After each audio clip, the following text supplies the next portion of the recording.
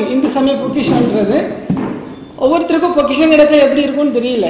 ராமகிருஷ்ணர் சொல்றாரு, ஒருத்தனுக்கு ஆன்மீக விஷயத்தை பொறுத்த வரைக்கும் எப்படி ஆர்வம் இருக்கும்னா, ஒரு ரூம்ல பெரிய வைர வைடூரியங்கள் பொக்கிஷன்லாம் அப்படி இருக்கு. ஒரு திருடன் இருக்கான், அந்த திருடனுக்கு தெரிஞ்சு போச்சு இந்த ரூம்ல பொக்கிஷம் இருக்கு, வைர வைடூரியம் எல்லாம் இருக்கு, பெரிய புதையல் இருக்கு அப்படின்னு தெரிஞ்சா அவன் மனசு எவ்வளோ தூரம் ஒரு ஏக்கம் இருக்கும். அந்த மாதிரி ஒரு ஏக்கம் நமக்கு இருக்கணும் அப்படின்னு சொல்லி ராமகிருஷ்ணன் சொல்வார். அப்போ அவனுக்கு என்னன்னா, எப்படிடா அது இத்தனைக்கு சுற்றி காவல் இருக்கு, அந்த காவலையும் மீறி அவன் எப்படி எடுக்கலான்னு யோசனை பண்ணுவான் இல்லையா?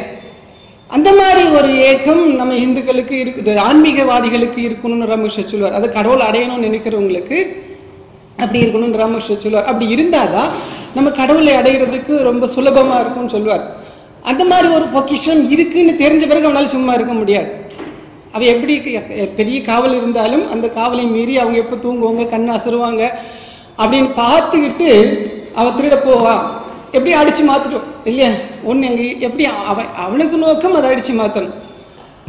அதே மாதிரி நமக்கு பொக்கிஷம் இருக்கா அப்படின்னு கேட்டாக்கா, ஹிந்துக்களுக்கு பொக்கிஷம் இருக்கான்னு கேட்டால் நிறையவே இருக்கு. 1-2 அதனால தான் தலைப்பே பொக்கிஷங்கள்னு கொடுத்துருக்காங்க. பொக்கிஷன்னு கொடுக்கல, பொக்கிஷங்கள் நிறையவே இந்து மதத்தில் இருக்கிறது எல்லாமே பொக்கிஷங்கள் தான்.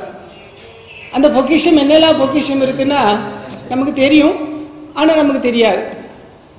தெரியும்னா என்னென்ன இருக்குன்னு தெரியும். அதுக்குள்ள இப்போ நம்மள அமைப்பாளர்களாக இருக்கிறதுனால தெரிஞ்சிருக்கும். வழக்கமாக ஒரு கதை சொல்லுவாங்க, என்னன்னா எல்லாருக்கும் தெரிஞ்சுக்கிறது தான். ஒரு பிச்சைக்காரன் இருந்து பிச்சை எடுத்துட்டு இருந்தான் ஒரு இடத்துல. இதை ஒரு சாந்தோக்கிய உபனிஷத்து சொல்லுது, ஆனால் கொஞ்சம் வித்தியாசமா சொல்லுது. அவன் ஒரு பிச்சைக்காரன், நம்ம கதையை சொல்றதுதான், இது சாந்தோக்கிய உபனிஷத்துல இருக்கு. என்னன்னா ஒருத்தர் பிச்சை எடுத்துட்டு இருந்தான், ரொம்ப வருஷமா பிச்சை எடுத்துட்டு இருந்தான். அவன் பிச்சை எடுத்த பிறகு கொஞ்ச நாள் கழிச்சோன்னு இறந்துட்டான். பிச்சைக்காரன் ரொம்ப வயசாகி இறந்துட்டான். அப்போ அவனை புதைக்கணும். அப்போ எங்கே கொண்டு புதைக்கணும், இல்லை கொளுத்தணும், எது சமயம் ஏதோ எரிக்கணும். அப்போ எங்கே கொண்டு அடக்கம் பண்ணலாம் அப்படின்னு பார்க்கும்போது எல்லாரும் ஒவ்வொரு கருத்து சொன்னாங்க, ஊரில் உள்ளவங்களாம். அப்போ ஒருத்தர் சொன்னாரு, அவன் இருந்த இடத்துலயே புதைச்சிருவோம், அவனோட நினைவா அவன் அங்கதான் பிச்சை எடுத்துட்டு இருந்தான், அதனால அவன் அங்கேயே புதைச்சிருவோம் அப்படின்னு சொல்லி சொன்னாங்க. உடனே அவங்க இருந்த இடத்துல என்ன பண்ணாங்க, குண்டு தோண்டினாங்க. குண்டு தோண்டும் போது என்ன ஆச்சு, பாம்பு வரல, பெரிய புதையல் இருந்தது அங்க, ஒரு பெரிய வைரம் வைடூரியம் தங்கம் அந்த மாதிரி எல்லாம் அங்க இருந்தது. அவன் இருந்த இடம் எப்படிப்பட்ட இடம் அவனுக்கு தெரியாது. அவனுக்கு கீழே என்ன இருந்தது, பெரிய பொக்கிஷங்கள், வைரம் வைடூரியம் தங்க கட்டிகள்லாம் இருந்து, அந்த தங்க கட்டிக்கு மேலே இருந்து அவன் என்ன பண்ணான், பிச்சை எடுத்தான். அதான் அதுக்கு மேலே இருக்கிறோன்னு உள்ள விஷயம் அவனுக்கு தெரியல. அதனால சாந்தோக்கிய உபனிஷத்து என்ன சொல்லுதுன்னா, இந்த மாதிரி மனுஷன் தனக்குள்ளே பெரிய பொக்கிஷம் இருக்கு, கடவுள் இருக்கிற அந்த விஷயம் தெரியாம மனுஷன் அந்த பூமிக்கு மேல நடந்துட்டே இருக்கான் அப்படின்னு சொல்லி சாந்தோக்கிய உபனிஷத்து சொல்லுது. அப்போ அதே மாதிரி நமக்கு பொக்கிஷங்கள் இருக்குன்ற விஷயம் நமக்கு தெரியல, நிறைய பேருக்கு தெரியல. அதனால தான் அமைப்பாளர்களுக்கு இந்த விஷயம் கொஞ்சம் சொன்னா நமக்கு நம்மவே கீழே சொல்லும். நம்ம பாடத்துல இருக்கு, சாமி என்ன பண்ணாங்கன்னா, எல்லாரும் விஷயம் தெரியணும்னா நம்ம சமயத்தில் இருக்கிற விஷயத்தை திருப்பி எடுத்து சொல்லணும்னா சாமி இந்த தலைப்பு வச்சாங்க. நம்ம உயர்நிலை பாடத்துல இது இருக்கு, உயர்நிலை தொடக்க நிலையிலே இருந்திருக்கு, இந்து சமய நூற்கள் என்ற தலைப்பில் இருக்கு. உயர்நிலையில் மட்டும் இந்த சமய பொக்கிஷங்கள்னு இருக்கு. முதல் விஷயம் வேதங்கள், அப்புறம் உபனிஷத்து, அப்புறம் இதிகாச புராணம், இதெல்லாம் ஒவ்வொரு பொக்கிஷம். வேதன்றது ஒரு பொக்கிஷம், உபனிஷத்து வேதத்தோட இன்க்ளூடிங், வேதத்தோட சேர்ந்து இருக்கிறதா உபனிஷத்து, அதனால தனியாக பிரிக்க முடியாது. திருப்பி நான் உள்ள போகலாம். அப்புறம் இதிகாசம், அப்புறம் புராணம், அப்புறம் பிரம்மசூத்திரம், பகவத்கீதை, அதுக்கு கீழே ரொம்ப நம்ம போனோம்னா ஆகமங்கள், அப்புறம் நம்ம தமிழ்நாடை பொறுத்த வரைக்கும் தேவார, திருவாசகம், இந்த மாதிரி திருமுறைகள், அப்புறம் திவ்ய பிரபந்தம், இந்த மாதிரி நிறைய பொக்கிஷங்கள். ரொம்ப முக்கியமான பொக்கிஷம் வேதங்கள். அது வேதத்தை தழுவி என்னெல்லாம் எழுதியிருக்காங்களோ அது. அந்த வேதம் எப்படிப்பட்டது அப்படின்னு கேட்டாக்கா அபௌருஷேயம். அபௌருஷேயம் என்னது, எழுதாது, யாராலையும் எழுத முடியாத ஒன்று, எழுதி வைக்கல. அதனால அதுக்கு பேர் என்னன்னா ஸ்ருதின்னு பேர். ஸ்ருதினா காதால கேட்டுட்டு வந்தது. குரு சிஷ்யனுக்கு சொல்லுவார், அந்த சிஷ்யன் அவன் குருவாகும் போது அடுத்த சிஷ்யனுக்கு சொல்லுவான். அப்படி பரம்பரையா காது வழியாவே கேட்டு வந்ததுல ஸ்ரோத்திரம்னா செவி, ஸ்ரோத்திர காது வழியா கேட்டு வந்ததுனால அதுக்கு பேரு ஸ்ருதின்னு பேரு. இது எழுதினவர் யாருன்னா, எழுதினவர் யாரும் கிடையாது, முதலே சொல்லிட்டு அபௌருஷேயன்னு சொல்லிட்டு. இந்த மாதிரி பரம்பரையா வந்ததுல அப்போ சிலர் மறந்து போகுது. அதனால வேதவியாசர் அது 4ஆ தொகுத்தார். வேதத்தை பொறுத்தவரை 4 வேதம் கிடையாது, நிறைய வேதங்கள் இருக்கு. ஆனால் வேதவியாசர் 4ஆ தொகுத்ததுனால நம்ம 4ன்னு சொல்லிட்டு இருக்கோம். இப்போ வேதம் எப்படி வந்தது அப்படின்னு கேட்டா, வேதத்துல 4 உட்பிரிவு இருக்கு. சம்ஹிதை அல்ல மந்திரங்கள்னு சொல்லுவாங்க, அப்புறம் பிராமணம், அப்புறம் ஆரண்யகம், 4வது உபனிஷத். வேதம் என்ன சொல்லுதுன்னா, இப்போ பொதுவாக சொல்லும்போது சொல்லுவாங்க ஆன்மீகம்னா என்ன, எப்படி வந்தது அப்படின்னு கேட்டாக்கா, ஒரு மனுஷன் கடவுள் அப்படின்னு சொல்லிட்டு எங்க வந்து தொடங்குச்சு அப்படின்னு கேட்டா, ஆதி காலத்துல சொல்றாங்க பயத்தினால வந்தது. காடுகள்ல வசிப்பாங்க, பயம், ஒரு சிங்கம் புலி வரும் வந்து அடிச்சு சாப்பிடும். இப்ப இல்லைன்னா இடி மின்னல் வரும், அதை பார்த்து ஒரு பயம் வரும். பயம் நம்மளை மீறி ஒரு சக்தி இருக்கு. அப்ப என்ன பண்ணணும், அந்த சக்தி என்ன சக்தின்னு தெரியறதுக்கு முயற்சி பண்ணாங்க. அப்ப பயத்தினால வந்தது. 2வது ஆச்சரியம், ஆச்சரியத்தினால என்ன, இப்படி எல்லாம் ஒரு இது இருக்கு, இது எப்படி வந்தது, பார்த்த உடனே ஒரு ஆச்சரியம் இருக்கும். மட்டும் இல்ல சில தேவைகள் இருந்தது. 3வது, அந்த தேவைகளை பூர்த்தி பண்றதுக்கு ஏதாவது ஒண்ணு வேணும். இப்ப நமக்கு சொல்லணும்னா, இப்ப நமக்கு கோயிலில் போயிட்டு நம்ம பிரார்த்தனை பண்ற மாதிரி இந்த மாதிரி விஷயம் ஒண்ணு பயமா இருக்கலாம், ஆச்சரியமா இருக்கலாம், தேவைகளா இருக்கலாம். இந்த தேவைகளுக்காக வேண்டி கடவுள் தேவைப்பட்டார். அப்ப அந்த கடவுள்னு அவன் கடவுள்னு சொல்லல, ஏதோ ஒரு சக்தி இருக்கு. அந்த சக்தி மூலமா நம்மளே மீறி ஒரு சக்தி இருக்கு, அந்த சக்தி நம்ம பிரார்த்தனை பண்ணா நமக்கு கிடைக்கும். ஏதோ ஒன்று அவங்க முயற்சி பண்ணாங்க. அப்ப அதை வழிபடுறதுக்கு என்ன பண்ணாங்கன்னா மந்திரங்கள்னு வச்சாங்க. அப்ப அந்த தேவதையை குறிப்பிடறதுக்கு அந்த தேவதையை சொல்லி கூப்பிடணும் அப்படின்னு சொன்னாக்கா என்ன பண்ணணும், ஒரு சிவான்னு கூப்பிட்டா அங்கிருந்து யாராவது கூப்பிட்டா வரணும். இப்ப இங்க இருக்கிறவங்க யாராவது பேர் சொல்லி கூப்பிட்டா நமக்கு தெரியும் இல்லையா. இப்ப என்ன பண்ணாங்களா, அவங்க சில இயற்கை சக்திகளை தான் வச்சாங்க. அது வாயுவா இருக்கலாம், வேற எந்த மாதிரி எதா இருக்கலாம், வருணனா இருக்கலாம், அதுக்கு ஒவ்வொரு பேர் வச்சாங்க. அந்த கடவுளை கூப்பிடுறதுக்கு என்ன பண்ணணும், இப்ப என்ன சொல்லி கூப்பிட்டா வருவார், அதுக்கு பேரு சம்ஹிதைன்னு பேர், மந்திரங்கள் அல்லது சம்ஹிதைன்னு பேர். அப்புறம் இது மட்டும் போதுமான்னு கேட்டா, அப்ப கடவுளை கூப்பிட்டா என்ன பண்ணணும், அவங்களுக்கு ஏதாவது கொடுக்கணும். அப்ப அதை என்ன பண்ணாங்க, அதுக்குதான் யாக யஜ்ஞங்கள் வச்சாங்க. இந்த யாக யஜ்ஞங்களுக்கு பேரு பிராமணன் பேர். அது எப்படி செய்யறது, அந்த யாகம் செய்யற முறைக்கு பேரு பிராமணன் பேர். அப்புறம் 3வது விஷயம் என்ன பண்ணாங்கன்னா, இப்ப யாகம் யஜ்ஞம் பண்ணணும்னா என்ன பண்ணணும், நிறைய பொருட்செலவு வேணும் இல்லையா.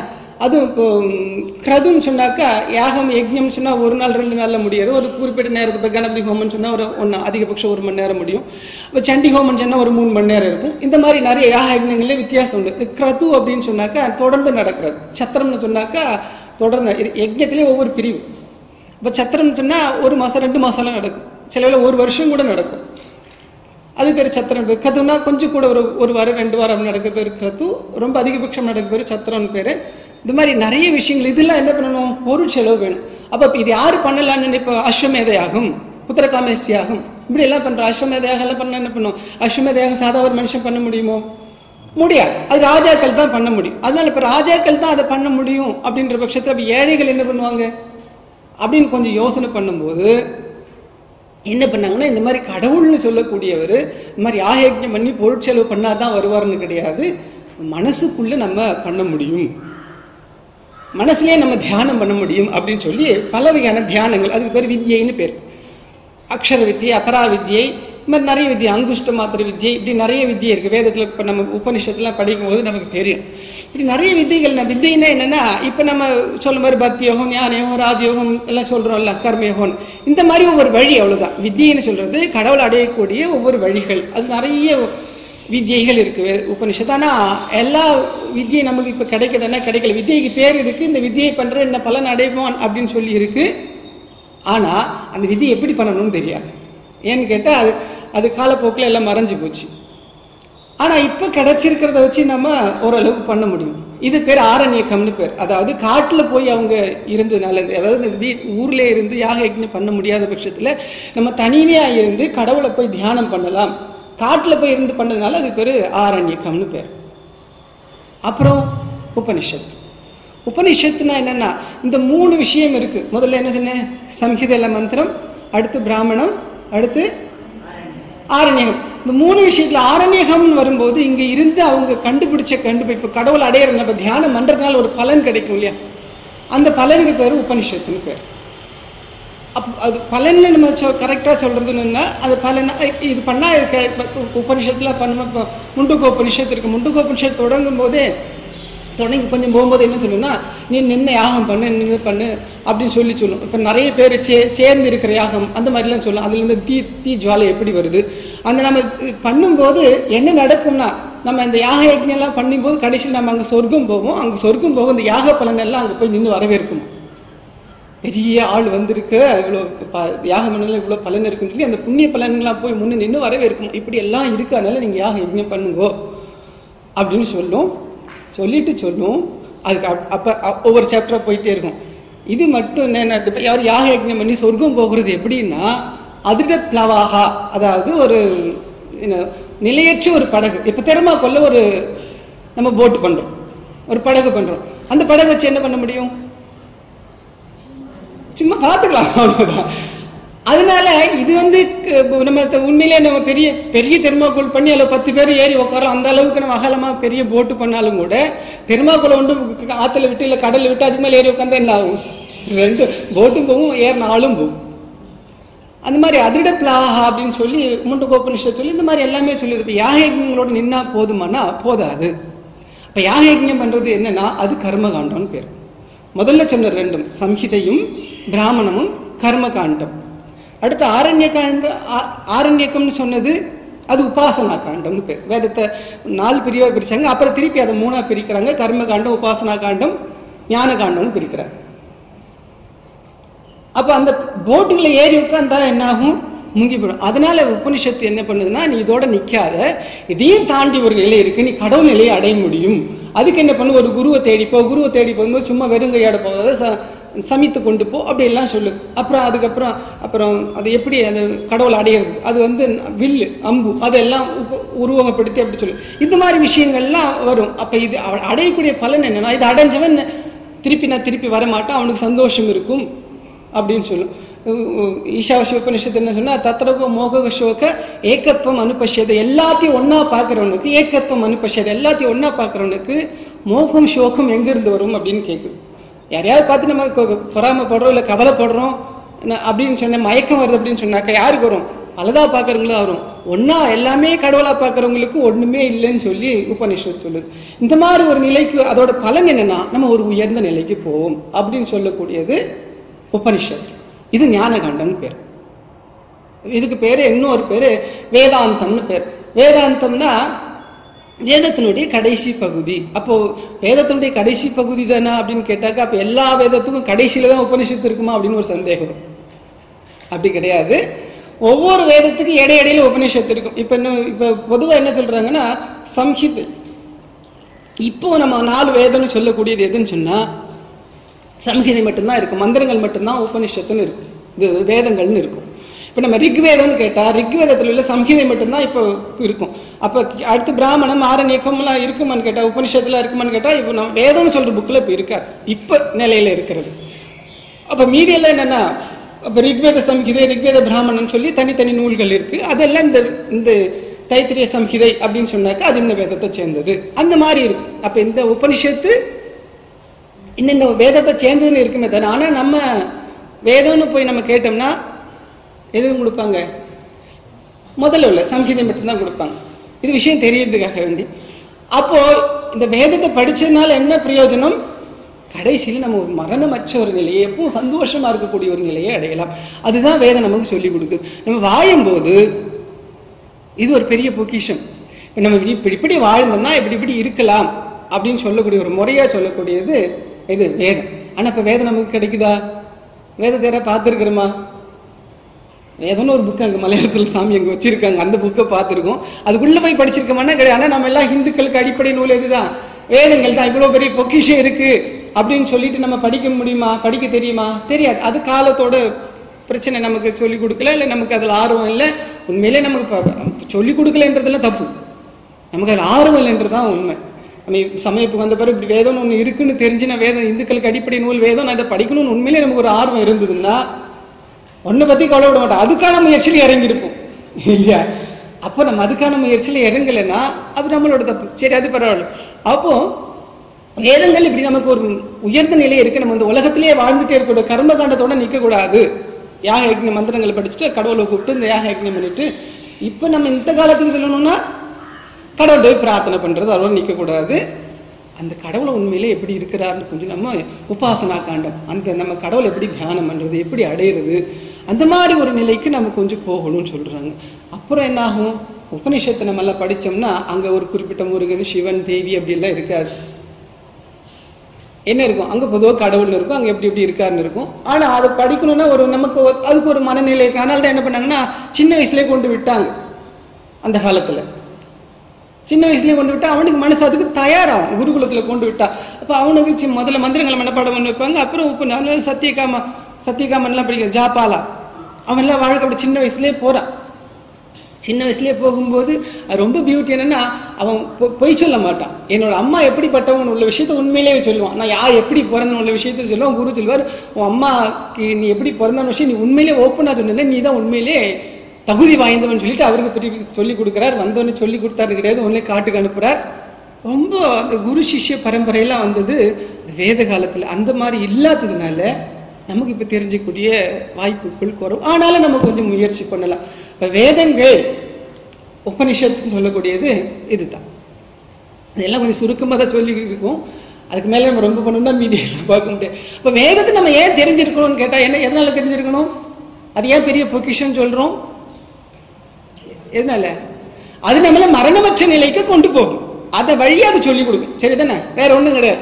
மரணமற்ற நிலைக்கு நீ எப்படி போகலாம் நம்ம அப்படின்னு உள்ளது சொல்லிக் கொடுக்கும். இப்போ உபனிஷத்து, ஈஷா எல்லா உபனிஷத்தும் அதுதான் சொல்லுது. அப்படிப்பட்டவன் திருப்பி பிறக்க வேண்டியதில்லை, திருப்பி அவன் வர வேண்டியதில்லை. இந்து மதத்தை பொறுத்த வரைக்கும் என்னது? மறுபிறப்பு உண்டு, கர்ம வினையின் உண்டு. அந்த கர்ம வினை இருக்கிறதுனால தான் மறுபிறப்பு வருது. நம்ம என்ன பண்ணணும்னா திருப்பி அந்த கர்ம வினை இல்லாத ஒரு நிலைக்கு நம்மளை கொண்டு போகிறதுக்கு அது வழி சொல்லும். அதனால நம்ம வேதங்கள் பெரிய பொக்கிஷன். திருப்பி நம்ம வரணுமோ இந்த பூமிக்கு? சிலவங்களுக்கு என்னன்னா வாழ்க்கையில் கஷ்டம்னு ஒன்று தெரியாத வரைக்கும் நம்ம திருப்பி திருப்பி வரணும்னு நினைப்போம். வாழ்க்கைனா கஷ்டம்னு தெரிஞ்சதுன்னா என்ன பண்ணாட்டான் திருப்பி வராண்டான்னு நினைப்போம். திருப்பி வந்து அது கல்யாணம் ஆகாத வரைக்கும் பிரச்சனை இல்லை, அப்புறம் அதுக்கு பிறகுதான் பிரச்சனை தொடங்கும். அதனால நம்ம மதம் என்ன சொல்றதுன்னா நீ திருப்பி பெறாத நிலை ஒன்று வேணும் அப்படின்னு நினைச்சேன்னா அதுக்கு நம்ம வேதங்கள் வழிச்சோம். ஆனால் நம்ம வேதத்தை திருப்பி நம்ம படிக்க முடியுமா? இப்போ உள்ள காலகட்டத்துக்கு முடியாது. அதனால தான் என்ன சொல்றேன், வேதத்தை தழுவி வேத கருத்துக்கள் அப்படி இருக்கும். அந்த கருத்துக்களை தழுவி என்ன வருதுன்னா இதிகாச புராணம் வருது. இப்போ இதிகாச புராணங்கள்னு சொல்லும் போது நமக்கு தெரியும், இதிகாசம்னா நடந்ததை நடந்தபடி இத்திஹாசம்னா நடந்ததை அப்படி சொல்றது, இப்படி நடந்திருக்கிற விஷயத்த சொல்லுது. ஆனா அதுக்கு இடையில சில வேத கருத்துக்களை கதைகள் மூலமா சொல்லக்கூடியது. புராணங்கள்னா என்னன்னா வேத கருத்தை முழுக்க முழுக்க கதை மூலமா சொல்லும், அது புராணம்னு பேர். புராணம்னா ரொம்ப பழமையானதுன்னு ஒரு அர்த்தம் உண்டு சம்ஸ்கிருதத்துல. பழமையானது தான் புராணம். புராணம் என்ன பண்ணுன்னா வாரியார் சாமி சொல்லும்போது சொல்லுவார், என்ன சொல்லுவார்னா பூத கண்ணாடின்னு சொல்லுவார். அவர் சொல்லும்போது ஒரு வாட்சி சரி பண்றவங்க, கடிகாரம் சரி பண்றவங்க என்ன பண்ணுவாங்க, கண்ணாடி போட்டுக்கிட்டு அது பெருசாக அது இருக்குது. நம்ம முன்னாடியெல்லாம் இப்போல்லாம் எல்லாம் மொபைல் வந்துட்டாங்கல்ல, இந்த சின்ன வாட்சி எல்லாம் வச்சிருக்குது. இந்த அம்மா மாதிரிலாம் கட்டியிருக்கிற வாட்சி பார்த்து ரொம்ப சின்னதாக இருக்கும். அது ஏதாவது ரிப்பேர் ஆகிட்டுன்னா அதை எப்படி பார்க்கறது? சும்மா பார்க்க முடியாது. பெரிய ஒரு கண்ணில் வச்சுட்டு பார்ப்பாங்க. பூத கண்ணாடி இல்லை கண்ணிலே வச்சு பார்ப்பாங்க, கண்ணாடி பார்த்தது தெரியும். அந்த மாதிரி புராணங்கள் சொல்லக்கூடியது என்னன்னா வேத கருத்துக்களை பெரிய பூதாகாரமாக காணிக்கும். அந்த கருத்தை நமக்கு ஸ்பஷ்டமாக தெரியும். பூதாகாரமான அந்த சின்னதாக இருக்கிறது நமக்கு பளிச்சுன்னு தெரியும். அது ஒரு விஷயம். இன்னொன்று கொஞ்சம் பெருசுபடுத்தியே சொல்லும். பெருசுபடுத்தினா அந்த அரக்கர்கள்லாம் தபஸ் பண்ணாங்க. எத்தனை வருஷம் தபஸ் பண்ணாங்க? 1000 வருஷம் தபஸ் பண்ணாங்கன்னு சொல்லும். இந்த மாதிரி எல்லாம் கொஞ்சம் அதிகப்படியான விஷயங்கள் இருக்கும். ஆனாலும் கூட அது புராணங்கள் எதுக்கு நமக்கு ஒரு ஆர்வத்தை தூண்டி நமக்கு சொல்லக்கூடிய விஷயங்கள். இப்போ இதிகாசம் எப்படி நமக்கு பொக்கிஷமா இருக்கும்? நம்ம அதை படிக்கணும். அதில் இருக்கிற கருத்துக்களை நம்ம வாழ்க்கையில் எப்படி நம்ம அப்ளை பண்ணலாம் அப்படின்னு சொல்லி முயற்சி பண்ணோம்னா நமக்கு இப்போ நம்ம இதுக்கு ராமாயணம் எடுத்துக்கிறோம். ராமாயணத்தில் ராமர் காட்டுக்கு போகிறார். காட்டுக்கு போகக்கூடிய ஒரு சூழ்நிலை வருது. அப்போ அந்த நேரத்தில் அதுக்கு முந்தின நாள் அது ரெண்டாவது ஒரு விஷயம் கூட போகிறோம். காட்டுக்கு போகணும், ராஜா ஆகணும் அப்படின்னு சொல்லி ஒரு சூழ்நிலை, காட்டுக்கு போகணும்னு சூழ்நிலை. ரெண்டு விஷயம் இருக்குது. காட்டுக்கு போகணும்னு சொல்லக்கூடிய விஷயம் ரெண்டாவது நாள் வருது, அடுத்த நாள் வருது. ராஜா ஆகணும்னு சொல்ல விஷயம் முதல் நாள் வருது. முதல் நாள் ராஜா ஆகணும் அப்படின்னு சொல்லக்கூடிய நேரத்தில் ராமருக்கு அதில் இஷ்டம் கிடையாது. ஏன்னா பரதன் நாட்டில் இல்லை. அப்போ என்ன பண்ணுறா, பரதன் போய் அப்பாட்ட நேரே பேசல. அப்பாட்ட பொதுவாக யாருக்கும் அதிகம் பேச மாட்டாங்க. அது இப்போ உள்ள காலத்தில் வேற விஷயம். ஆனால் ஒரு முறை இருக்குது, அப்பா கிட்ட நேரே யாரும் பேச மாட்டாங்க. யாருக்கு தான் பேசலாம்? அம்மாட்ட பேசலாம். அதனால என்ன பண்ணார், ராமர் போய் என்ன பண்றாருன்னா அங்க கௌசல்யா கிட்ட போறாரு. கௌசல்யா தேவி கிட்ட போய் சொல்றாரு, அம்மா இந்த மாதிரி எனக்கு இஷ்டம் இல்லை, நீ அப்பாட்ட என்ன பண்ணணும் சொல்லி இந்த இளவரசு பட்டை இப்ப வேண்டான்னு சொல்லணும். இப்போ கௌசல்யா என்ன பண்ண, இப்போ அம்மா என்ன பண்ணாங்க, ஓகே மக்கள் நீ கவலைப்படாத, அவர் எப்பயும் அப்படிதான், அவர் ஒன்றுக்கும் ஆகாது, நான் சொல்லி உனக்கு சரி பண்ணி தந்துடுறேன், நீ போ மக்களேன்னு சொல்லிடுவாங்க. ஆனால் கௌசல்யா என்ன சொன்னாங்கன்னா, நான் யோசனை பண்ணி பார்க்குறேன், தசரதர் எவ்வளோ வருஷம் ஆட்சி பண்ணுறாரு, 10,000 வருஷமா ஆட்சி பண்ணிட்டு இருக்கார். ராமாயணத்தில் வருது, அவர் 10,000 வருஷமா ஆட்சி பண்ணிட்டு இருக்கார். அந்த ஆட்சி பண்ண காலத்தில் ஏதாவது நாட்டு மக்கள் எதிர்த்து ஏதாவது கொடி பிடிச்சாங்களா? ஒருத்தர் எது கொடி பிடிக்க, அவ்வளோ ஒரு நல்ல ஆட்சி, நாட்டு மக்களுக்கு என்ன விஷயம் வேணும் இல்லையா அவர் எடுத்து கொடுப்பார். அவர் நாட்டு மக்களுக்கு ஒரு குறைய வச்சதில்லை, அவர் என்ன நினைக்கிறாரு சரியா தான் இருக்கும், இது மக்களுக்கு எது சரியா இருக்குமோ அதை மட்டும்தான் அவர் அப்ளை பண்ணுவார், எடுத்து சொல்லுவார். அப்ப குடும்பன்ற முறையில நாங்க ஒண்ணுக்கு 3 பேர் இருக்கிறோம், நாங்க யாராவது ஏதாவது ஒரு குறை சொல்லும்படி அவர் நடந்திருக்காரா, இல்ல அவர் ஏதாவது பண்ணியிருக்காரான்னு கேட்டா ஒன்னும் குறை சொல்லும்படியே நடக்கல. அவர் என்ன செய்யறாரோ அது எங்க 3 பேருக்குமே சரியா இருக்கும். குடும்பன்ற ஒரு முறையில ஒன்னும் பிரச்சனை இல்லை, அவர் எது பண்றா அது சரியா தான் இருக்கு. அடுத்து கொஞ்சம் யோசனை பண்ணிப்பாரு, அதே மாதிரி உனக்கு எது நல்லதுன்னு நினைச்சுதான் அப்பா பண்ணுவார் இல்லையா? அதனால என்ன பண்ணு, மகனுக்கு எது நல்லதுன்னு தோணுதோ அதுதான் அவர் பண்ணுவார். அதனால நீ அவர் அவர் என்ன பண்ண எழுத்து நம்ம போகக்கூடாது, அவர் சொல்றது அப்படியே கேட்டு நடன்னு சொல்லி அவங்க கௌசல்யா தேவி சொல்றாங்க. இப்ப குடும்பத்துல பிரச்சனை வருமா? வராது. அப்போ நம்ம இதிகாசம் படிக்கிறதுனால என்ன, அது பெரிய பொக்கிஷன். வாழ்க்கையில பிரச்சனை எப்போ வரும்னா, ஒண்ணு நம்ம கருத்து இன்னொரு கருத்தா மாறும்போது, எல்லா கருத்தும் ஒருமித்த கருத்தா போகணும். அங்க பல கருத்து வரக்கூடாது, ஒரு கருத்துன்னா ஒரு கருத்து வழி போகணும். எனக்கு ஒரு அபிப்பிராயம், இப்ப தசரதுக்கு ஒரு அபிப்பிராயம், கௌசல்யாவுக்கு ஒரு அபிப்பிராயம், ராமருக்கு ஒரு அபிப்பிராயம் வந்தா என்ன ஆகும்? சர்வத்திர குழப்பம் தான். அப்ப ஆளுக்கு ஒரு அபிப்பிராயம் இருக்கக்கூடாது, ஒரே அபிப்பிராயத்துல போகணும்னு சொல்லி கௌசல்யா தேவி நீ தசரதர் சொல்றதை கேளுன்னு சொல்லி ராமருக்கு சொல்லி கொடுக்குறாங்க. ஒரே அபிப்பிராயம் இருக்கணும். இப்ப குடும்பத்துல பிரச்சனை வருமா? கட்டாயம் வராது. அதனால பெரிய பொக்கிஷம். இந்த மாதிரி இது ஒரு கருத்து நம்ம சொல்லி இருக்கோம், இந்த மாதிரி நிறைய கருத்துக்கள் ராமாயணத்துல இருக்கு. மகாபாரதம், ராமாயணத்துல இன்னொன்னு கூட சொல்லலாம், காட்டுக்கு போன சொன்ன நேரம் ஆயிரும். நம்ம மகாபாரதம் எடுக்கிறோம். மகாபாரதத்துல அது சின்ன உதாரணம் சொல்லலாம், குந்துக்கெல்லாம் கடைசியில எல்லாம் மகாபாரத போர் யுத்தம் எல்லாம் நடந்துட்டு, யுத்தம் எல்லாம் நடந்து முடிச்சுட்டு எல்லாம் அரசாட்சி எல்லாம் பண்ணி வச்சுட்டாங்க. எல்லாரும் காட்டுக்கு போக தயாரா இருக்காங்க. யாரும் எல்லாம் வயசானவங்க எல்லாம் காட்டுக்கு போறாங்க. திருதராஷ்டிரன், காந்தாரி எல்லாரும் காட்டுக்கு போகிற நேரத்துல கூடவே யார் போறோம்னா குந்தி போறாங்க.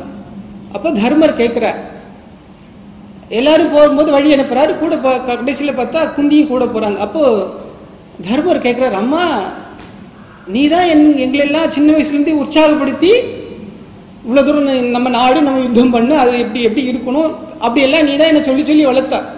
இவ்வளவு நாள் என் கூட இருந்து கஷ்டப்பட்டேன், உன் வாழ்க்கையில ஏதாவது சந்தோஷம் இருந்ததா? ஒரு சந்தோஷம் இல்லை. இப்ப பாண்டுவ கல்யாணம் பண்ணி பாண்டே இருந்தா அடுத்து எங்க வச்சுக்கிட்டு திருதராஷ்டிரம் கூட இருந்து கஷ்டம் தான் பட்டேன். அப்புறம் நாங்க காட்டுக்கு போனோம், எல்லாம் கஷ்டம் கஷ்டம், கஷ்டத்துக்கு மேல கஷ்டம் தான்.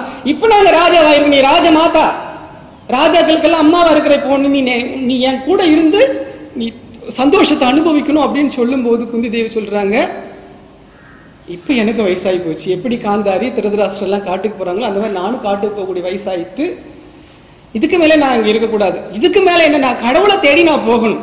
ஏன்னா ஒரு குறிப்பிட்ட காலம் வரைக்கும் இந்த வானப்பிர நம்ம இருக்கு இல்லையா, பிரம்மச்சரியம், கிரகஸ்தம், வானப்பிரஸ்தம், சன்னியாசம். அப்ப வானப்பிரஸ்த நிலைக்கு நான் போகிறதுக்கு தயாராகணும், நான் போகணும்னு சொல்றாங்க. அது கூடவே இன்னொன்னு இருக்கு. கிருஷ்ணர் கேட்கிறாரு, அத்தை உனக்கு குந்திக்கிட்ட கேட்கிற, அத்தை உனக்கு ஏதாவது வர வேணுமான்னு கேட்கும்போது குந்தி என்ன கேட்கிறாங்க, எனக்கு கஷ்டத்தை மட்டும்தான் கொடுன்னு கேட்கிறாங்க. அப்ப கிருஷ்ணர் கேட்கிறாரு, இதே தான் தர்மர் கேட்டதே தான் சொல்றேன், நீ வாழ்க்கையில பட்டதெல்லாம் கஷ்டம் தான், இப்ப திருப்பி ஏன் நீ கஷ்டத்தை கேட்கிற அப்படின்னு கேட்கும்போது குந்தி சொல்றாங்க, கிருஷ்ணா எனக்கு கஷ்டம்னு ஒண்ணு வந்தா நான் உன்னை நினைப்பேன், இல்லைன்னு என்ன பண்ண மாட்டேன். கிருஷ்ணன் எங்க இருக்கான்னு கவலையே பட மாட்டேன். கிருஷ்ணன் நீ எங்க ஒன்னா இருந்துட்டு போ. கிருஷ்ணன் ஒரு சாப்டரே வராதாங்க, கடவுள்னு உள்ள ஒரு சாப்டர் வராது. எப்பதான் கடவுள்ன்ற சாப்டர் வரும்? எனக்கு வாழ்க்கையில கஷ்டம்னு உள்ள பகுதி வரும்போதுதான் கடவுள்னு ஒரு பகுதி நமக்கு தேவைப்படும். அப்போ நம்ம வாழ்க்கையை எப்படி நம்ம அணுகணும், இப்படி மகாபாரதம் நமக்கு சொல்லி, அது பெரிய பொக்கிஷம். நம்ம கஷ்டம் கஷ்டம் என்ன பண்ணுவோம், உள்ள எதிரி யாரெல்லாம் இருக்காங்களோ அவங்க எல்லாம் குறை சொல்லுவோம், நம்ம கிட்ட மட்டும் ஒரு குறை இருக்காது. குறை எங்கதான் இருக்கும்? அது மனைவிட்டே இருக்கலாம், அப்பா கிட்டே இருக்கலாம், குழந்தைகிட்ட இருக்கலாம், இப்ப சொல்லிக் கொடுக்குற ஸ்கூல்ல டீச்சரா இருக்கலாம், இல்ல சக ஊழியர்கள்கிட்ட இருக்கலாம். தப்பு யாங்கிட்ட மட்டும் இருக்காது. கஷ்டம் வந்ததுன்னா நம்ம அடுத்தால குறைச்சிடுவோம். ஆனா குந்தி ஒருத்தரையும் குறைச்சல, கிருஷ்ணா எனக்கு கஷ்டத்தை கொடுத்து தான் கேட்கிறாங்க. வாழ்க்கையோட லட்சியம் கடைசி நேரத்தில் நம்ம அங்க போகணும், ஒவ்வொரு பீரியட்ல ஒவ்வொன்று செஞ்சு முடிக்கணும்.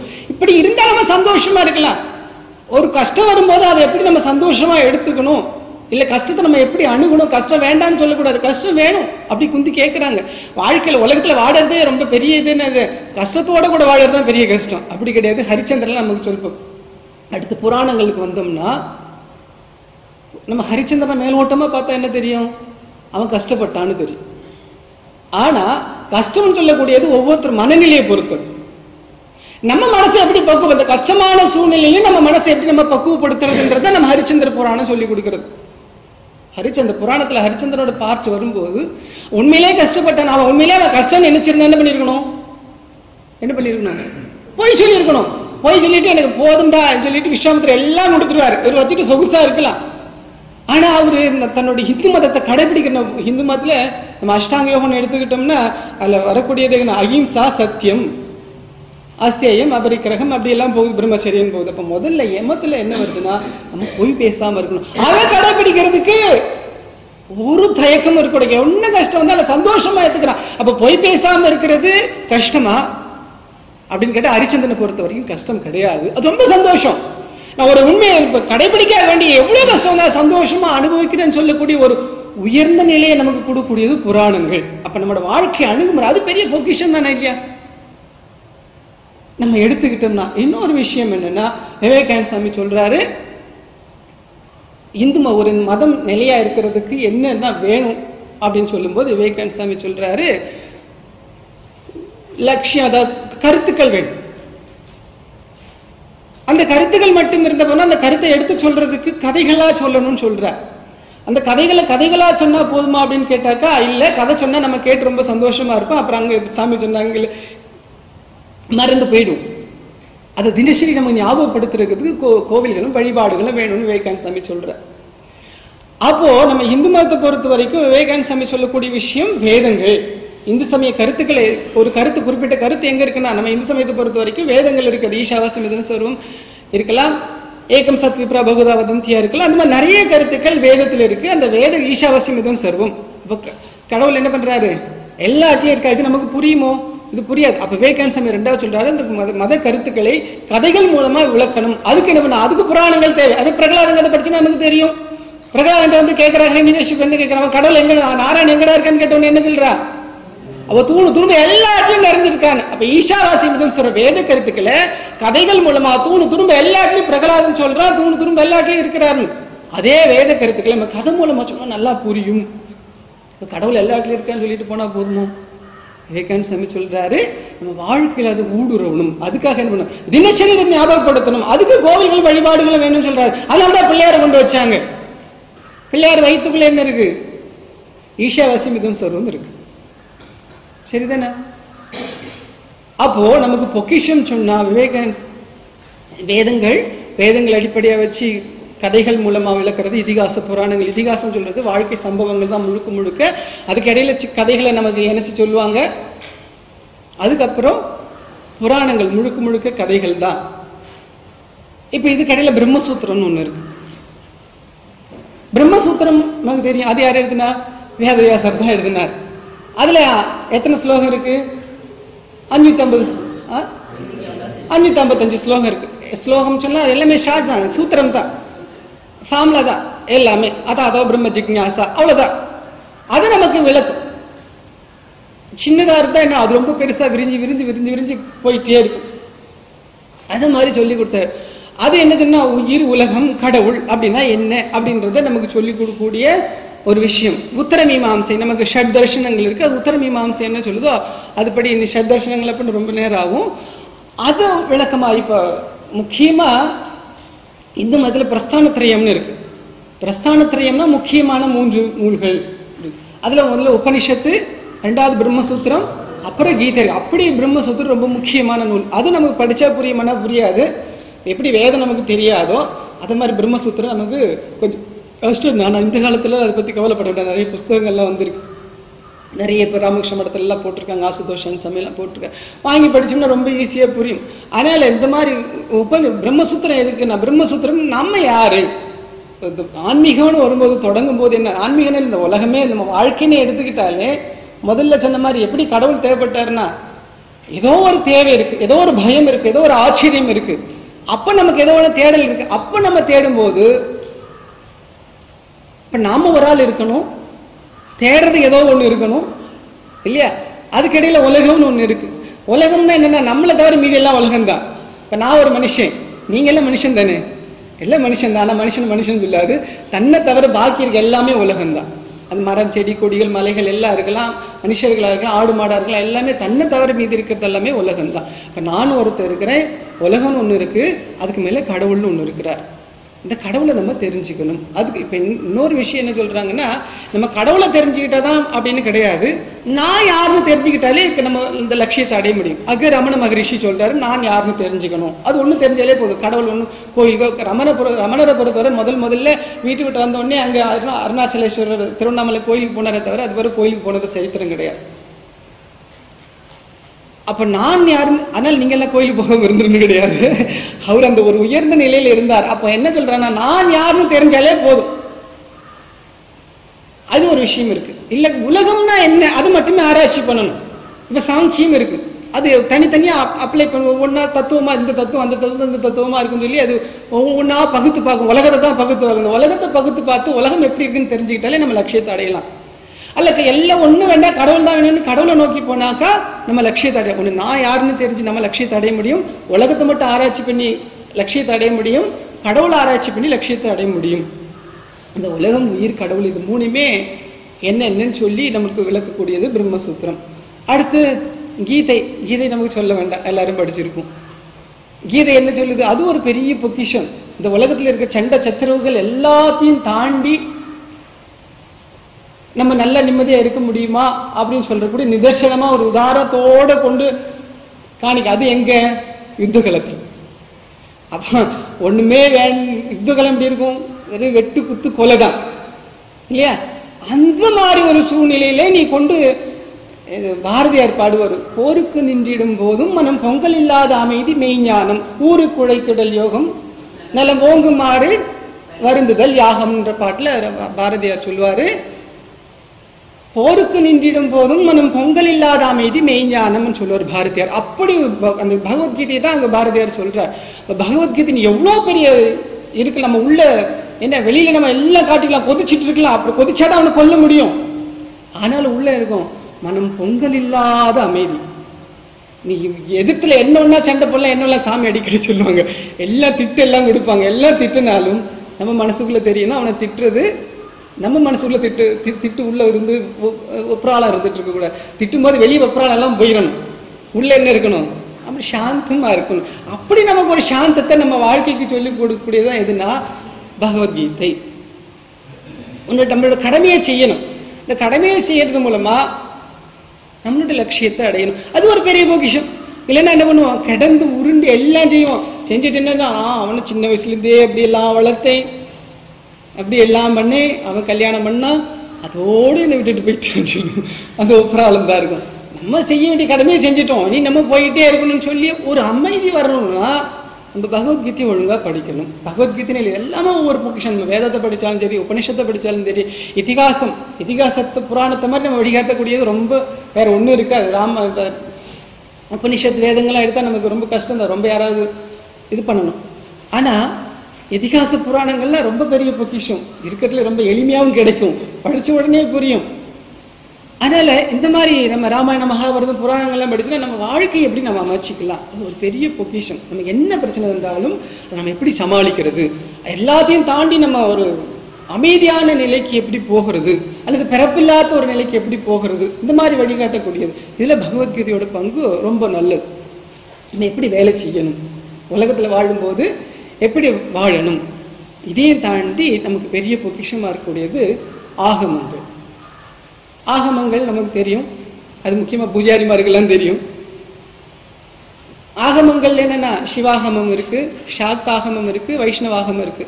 சிவாகம்னா சிவன் சம்பந்தப்பட்டது, இப்ப நம்ம வேதம் உபனிஷத்து எல்லாம் எடுத்துக்கிட்டோம்னா என்ன இருக்குன்னா, அந்த பரம்பொருள் கடவுள் எல்லா இடத்துலயும் நிறைஞ்சவர், அந்த ஒரு கடவுளுக்கு உருவம் இல்லாத ஒரு கடவுளை பத்தி பேசும்.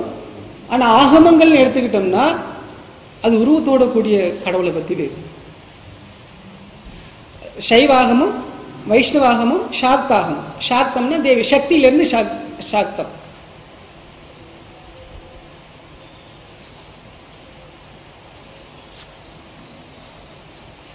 இந்த சைவாகமம் 28 இருக்கு. அது சிவனோட 5 முகத்திலிருந்து வந்ததா சொல்லுவாங்க. சிவனோட முகம் சத்யோஜாத்தம், பாமதேவம், தத்புருஷம், ஈசானம், அகோரம். இப்படி 5 முகம் இருக்கு. 6வது முகம் தான் அதோமுகம், அது கீழ் நோக்கி இருக்கிற முகம்னு சொல்றாங்க.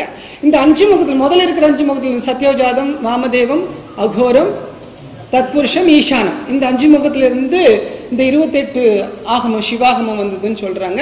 எல்லாமே சிவன் சம்பந்தப்பட்டது. சிவன் சிவன் எப்படி இருப்பார், கடவுள் சிவன் அவரை பற்றியதுன்னு சொல்லக்கூடியது. அவரை சிவ பூஜை எப்படி பண்ணணும், கடவுள் அடையிறதுக்கு என்னெல்லாம் பண்ணணும். அப்போ சாத்தாகமம் அது 77 இருக்கு. அது 64 தந்திர சாஸ்திரம். அது நம்ம இங்கெல்லாம் கிடையாது. வட இந்தியா போனாக்கா அது முக்கியமாக மேற்கு வங்காளத்தில் அந்த மாதிரி முறைகள்லாம் இருக்குது. ராமகிருஷ்ணர் வாழ்ந்த காலத்தில் ரொம்ப இதுவாக இருக்கும். ராமகிருஷ்ணர் அந்த 64 தந்திர சாஸ்திரத்தெலாம் கடைபிடிச்சார். ரொம்ப தேவி உபாசனா எப்படி பண்ணுறது அப்படின்னு சொல்லக்கூடியது. அடுத்த வைணவாகமும் அது நிறையா இருக்குது, 250 இருக்குது. அதுலேயும் நாளாக பிரிக்கிறாங்க. பாஞ்சராத்திரம், வைகானசம், பாஞ்சராத்திரம், பரிசித்த சாரம் அப்படின்னு ஒன்று. அடுத்து விஞ்ஞான லலிதா அப்படி இந்த 4க்குள்ள 250 இருக்கு. இது எல்லாமே ஆகமங்களை பொறுத்த வரைக்கும் என்ன சொல்லணும்னா, பூஜை எப்படி நடக்கணும், கோவில் வழிபாடு எப்படி இருக்கணும், பூஜை சம்பந்தமான எல்லா விஷயங்களையும் சொல்லக்கூடியது ஆகும். அப்ப என்ன பண்ணணும், நம்ம எல்லாம் சொல்லுவோம், இந்த பூஜாரி மேல் சாந்தி வரார், எல்லாம் நீங்க நீங்க நீங்க வழிவிடு தூரப்போன்னு குருக்கள் வழிவிடு.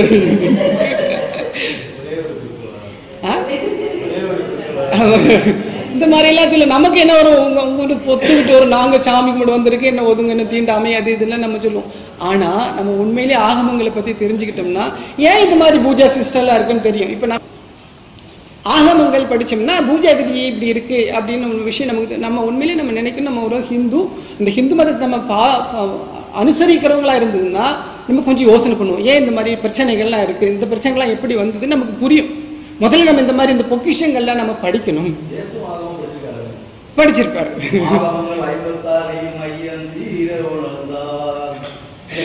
அது எழுதணும்ல யாரு, நம்ம இந்து மதத்தை பார்த்து காப்பி அடிச்சவங்களா எழுதியிருப்பாங்க.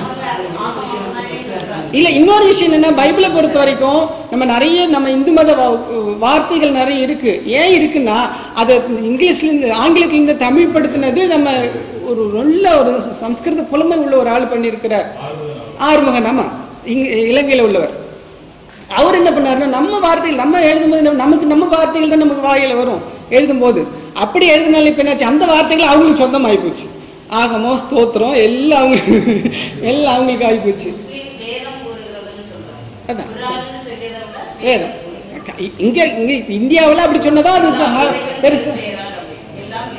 அதுதான் என்ன காரணம்னா, எல்லாமே இந்தியாவில் பொறுத்த வரைக்கும் இந்து மதத்தை அந்த வார்த்தைகளை வச்சு சொன்னா அது எல்லாருக்கும் ஒரு அட்ராக்ஷன் வரும், அது பெருசு நம்ம நினைப்போம். அதனால உள்ள பிரச்சனைகள் தான். சரியா? அதனால நம்ம இந்து மதத்தை நல்லா படிக்கணும். இந்த பொக்கிஷங்கள்லாம் அப்படி இருக்கு. முதல்ல சொன்ன மாதிரி அந்த பிச்சைக்காரன் அந்த பொக்கிஷத்து மேலேயே தான் இருந்து பிச்சை எடுத்தா, அதுக்கு கீழே அவனை புதைக்கும் போது அவன் ஆளு அவுட் ஆன பிறகு தான் தெரியுது அவ்வளோ பொக்கிஷம் இருந்துன்னு. அந்த பொக்கிஷம் இருக்கான்னு தெரிஞ்சிருந்தா என்ன பண்ணாட்டான், அவன் பிச்சைக்காரனாவே இருந்தார், பெரிய நிலைக்கு போயிருப்பான். அது வைடூரியங்கள்லாம் கீழே இருந்தது. ராமகிருஷ்ணர் சொன்ன மாதிரி அந்த பொக்கிஷம் அங்கே இருக்குன்னு தெரிஞ்ச ஒரு நல்ல திருடனா இருக்கணும். நம்ம எல்லாம்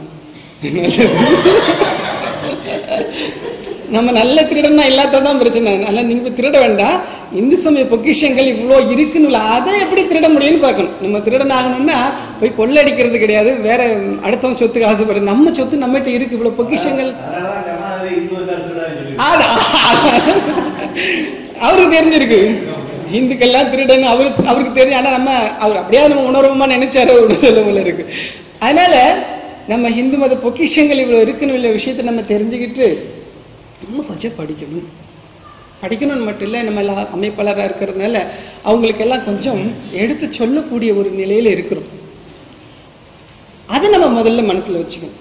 ஏதாவது சாமி சொன்ன மாதிரி ஏதாவது சந்தேகங்கள் இருக்கு, நம்ம படிக்க ஒரு வித்யா ஜோதி எனக்கு ஃபோன் பண்ணாங்க, ஒரு 2-3 வருஷத்துக்கு முன்னாடி இருக்கு. என்ன ஃபோன் பண்ணாங்கன்னா, இது சாமி இந்த வராக அவதாரம் இருக்குல்ல, வராக அவதாரத்தை பற்றி இப்போ பூமி எப்படி அவருக்கு மேலே கொண்டு வந்தார், கடல் எங்கே இருக்கு, பூமியில தான் இருக்கு. அப்போ பூமியை கொண்டு கடலில் ஒழிச்சு வச்சானா எப்படி ஒழிச்சு வச்சா? சாமி இது நான் படித்து வித்யாஜோதியெல்லாம் வாங்கியாச்சு, நான் இளநிலையிலே படிச்சுட்டேன். ஆனால் இப்போ நான் பாடம் நடத்தும் போது என்ன ஆகி போச்சு, இப்போ எனக்கு கேட்க பதில் சொல்ல முடியலன்னு. அப்படி ஒரு சூழ்நிலை நம்ம பாடம் எடுக்கும்போது வரும். அதனால நம்ம நல்லா பாடம் எடுக்கணும். அமைப்பாளராக இருக்கும், பாடம் எடுக்கலாம், நேரம் இருக்குமான்னு தெரியல. ஆனாலும் கூட நம்ம இந்த மாதிரி விஷயங்கள்ல கொஞ்சம் யோசனை பண்ணணும். சாமி சொன்ன மாதிரி திருப்பி யோசனை பண்ணாக்கா, சிந்தனை பண்ணாக்கா நமக்கு நிறைய சந்தேகங்கள் வரும். அப்போ சந்தேகங்கள் வரும்போது நம்ம கேட்டோம்னா நமக்கு ஒரு தெளிவு கிடைக்கும். நம்ம இத்தனை பொக்கிஷம் இருக்கு, இந்த பொக்கிஷங்கள் ஒரு பொக்கிஷம் கிடைச்சாலே போதும். ராமாயணன்ற பொக்கிஷம் கிடைச்சாலே நமக்கு போதும். இல்லை மகாபாரத பொக்கிஷம், வேதத்தை தேடி தான் போகணும். இல்லை வேத கருத்துக்களை அடிப்படையாக வச்சு நம்ம எதெல்லாம் இருக்கோ அதுதான் நம்ம ஏற்றுக்கணும். விவேகானந்த சாமி சொல்றார், வேதத்துக்கு மாறாக வேற எதுலையாவது நீ ராமாயணத்துல மகாபாரதத்துல ஏதாவது சொல்லியிருந்தா நீ ஏற்றுக்காதுன்னு விவேகானந்த சாமி தைரியமா சொல்ற.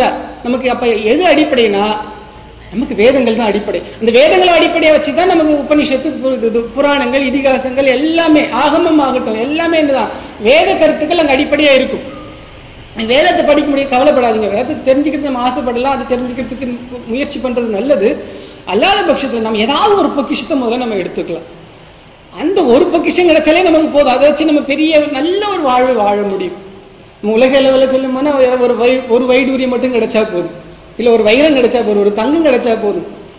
அதை வச்சே நம்ம போகலாம். எல்லாம் எனக்கு வைடூரியம் தங்கம் எல்லாம் வேணும்னு நினைச்சாலும் அதுக்கு பெரிய தலை வேணும். இப்போ நம்ம சொல்லும் போது வியாசரை எடுத்துக்கிறோம். வியாசர் என்ன பண்ணாரு? அவர் தான் வேதத்தை தொகுத்தாரு, அவர் தான் புராணத்தை பண்ணாரு, அவர் பிரம்மசூத்திரம் பண்ணார். அப்படி இந்து மதத்தை எடுத்துக்கிட்டோம்னா எதெல்லாம் அடிப்படையா இருக்கோ எல்லாம் வியாசர் தான் பண்ணியிருக்காரு. ஒரு மனுஷனால் இவ்வளவு பண்ண முடியுமா? பண்ண முடியும். நமக்கு என்னன்னா நம்ம ஒரு புத்தியை வச்சு நம்ம யோசனை பண்றோம். நம்ம புத்தி அதுக்கு மேல போவார். நமக்கு கற்பனா தாரித்திரம் சொல்லுவாங்க. ஒரு பிச்சைக்காரனுக்கு லாட்டரி அடிச்சுதான், ஒரு நிமிஷம் தான் இருக்கு. பிச்சைக்காரனுக்கு லாட்டரி அடிச்சான். லாட்டரி அடிச்சுக்கிட்டு போய் இப்போ பேட்டி கண்டுபிடிச்சாங்க. நீங்க உங்களுக்கு இப்போ 10 கோடி ரூபாய் அடிச்சிருக்கு, நீங்க என்ன பண்ணுவீங்க இந்த 10 கோடி ரூபாய் வச்சு? அவன் சொன்னா ஒரு பெரிய ஆடி கார் வாங்குவேன், தெருவா ஒரு பிச்சை எடுப்பேன், நான் மீதி பணத்தை பேங்க்ல போட்டு வைப்பேன் நான். அந்த மாதிரி பிச்சைக்காரனுக்குள்ள புத்தி தான் நம்ம புத்தியை வச்சுதான் நம்ம யோசனை பண்ணோம். ஒரு வியாசரால இதெல்லாம் பண்ண முடியுமா அப்படின்னு கேட்டாக்கா முடியும். அதுக்கு தான் வேற கதைகள் எல்லாமே இருக்கு. ஹர்ஷர் நைஷதம் எழுதினவர், அவருடைய வாழ்க்கையெல்லாம் படிச்சா எந்த அளவுக்கு நம்மளால மெமரி பண்ண முடியும், எந்த அளவுக்கு நம்ம ஒரு உயர்ந்த நிலையில் இருக்க முடியும் உள்ளதெல்லாம் நம்ம முன்னோர்கள்லாம் அப்படி வாழ்ந்து காட்டியிருக்காங்க. அவங்க வாழ்க்கையெல்லாம் நம்ம படிக்கணும். படிச்சா நம்மளாம் சுத்த பூஜ்யம்னு நினைப்போம். இந்த ஹர்ஷர் வாழ்க்கையெல்லாம் நம்ம படிச்சோம்னா ரொம்ப ரொம்ப நல்லா இருக்கும்.